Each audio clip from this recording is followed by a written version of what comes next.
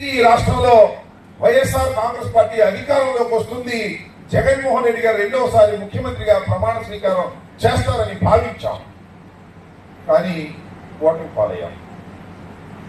ఓడిపోతే ఓడిపోయాం, చాలా ఘోరంగా ఓడిపోయాం, ఒప్పుకోవాలి. కేవలం 11 సీట్లు మాత్రమే గెలుచుకున్నాం. 164 సీట్లు వారు గెలుచుకున్నారు. మన ఎవరికి అర్థం కాదా? ఇంద్ర బాబు మనకు 11 వచ్చినాయని మనకు అర్థం కాదా?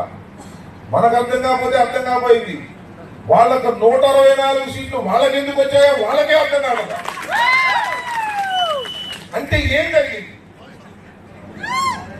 ఇద్దరు ముగ్గురు కలవడంతో బలం పెరిగిందా, లేక మనకు తెలియని వ్యతిరేకత ఏమైనా ఉన్నదా, లేక ఏదైనా మాయ జరిగిందా అనేటువంటి అనుమానాలు కోకొల్లలుగా మన మనసులో ఉన్నాయి.